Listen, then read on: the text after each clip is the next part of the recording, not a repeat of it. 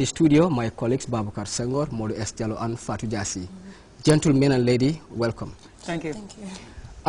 The official kickoff is 4 o'clock, but before we start anything, we have to sample your views. Let's have a quick preview of what is going to happen. Yeah, this is the Cup of Nations that is it's a little bit different. Okay. We had the previous one that came last year, 2012. Okay. Now we have a totally different one. Starting from this year, we'll be having a Cup of Nations that will come in a year 2013 and 2015. Right. And South Africa being the host, we expect some, good football and some huge crowds. Some 2 years after the 2-3 years after the World Cup. Okay. More or less, once again, all eyes are transfixed on South Africa, the Rainbow Nation. We are there. The whole world was there last year, and we're back there again. What is the stake? Yeah, thank you very much. And first of all, welcoming our beautiful listeners, especially football enthusiasts across the length and breadth of the country, and even beyond the borders of the country, to the 29th edition of the African Cup of Nations. By far the country's biggest sporting event.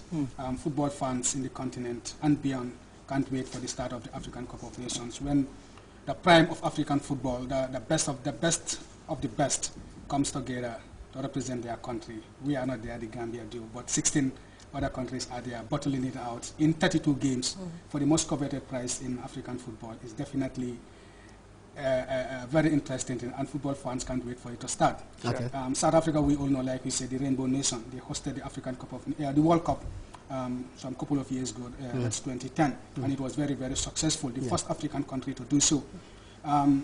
They have been given the right to host the 2013 African Cup of Nations due to the upheavals from the Egypt revolutions. Libya. Libya were supposed to host the tournament, but because of the political turmoil. So it was moved to South Africa. Because of the already available infrastructure. Yeah, infrastructure, so they can count themselves lucky. Okay. You understand? They played the World Cup without going through the qualifier round. They are now playing the African Cup of Nations also without going through the qualifier. But the build-up to this year's African Cup of Nations has not been very, very exciting in South Africa compared to the World Cup.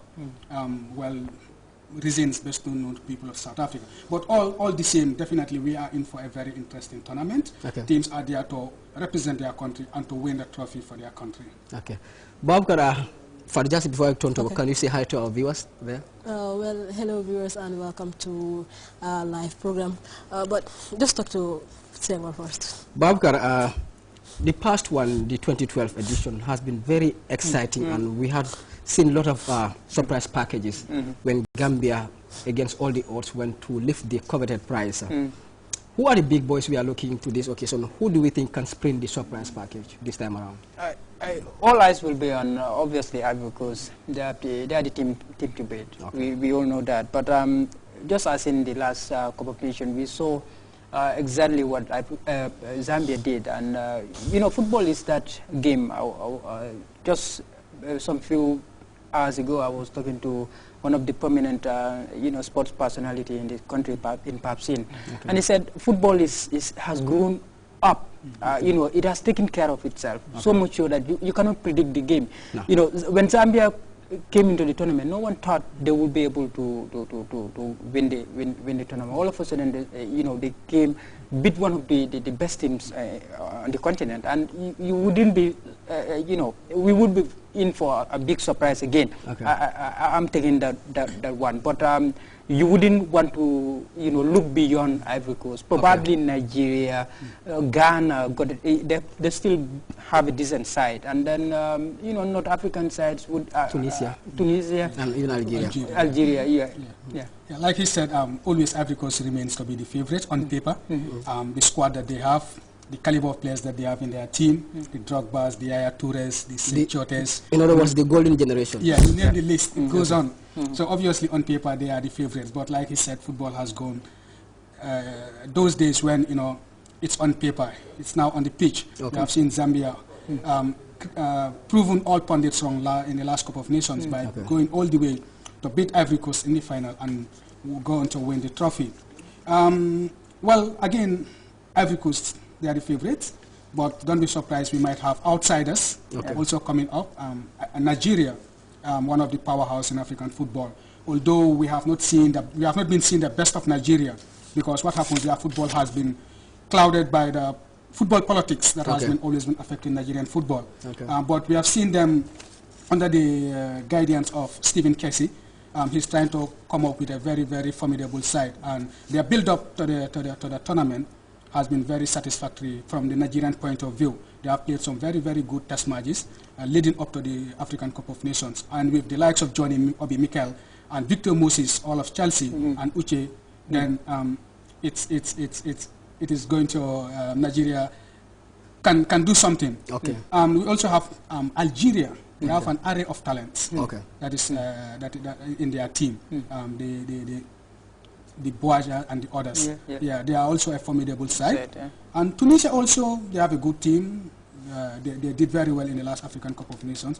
And I believe it is the same crop of players who are coming again with few additions to their team.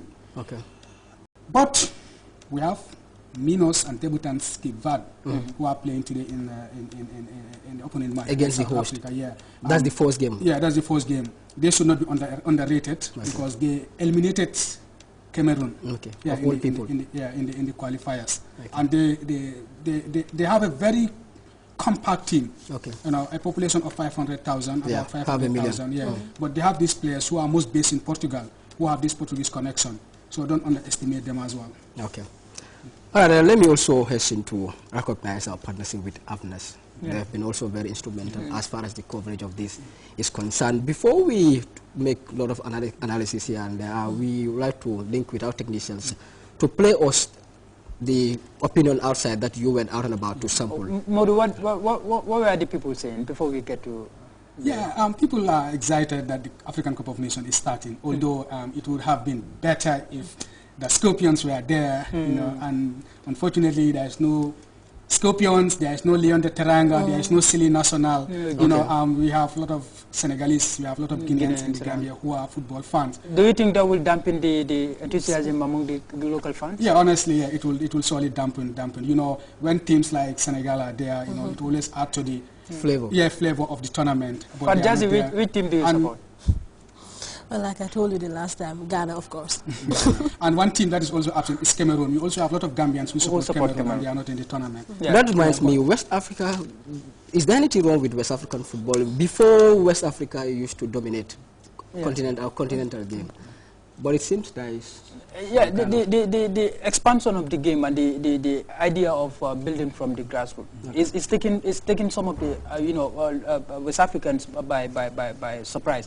You look at teams like countries like Zambia and Malawi, the smaller countries.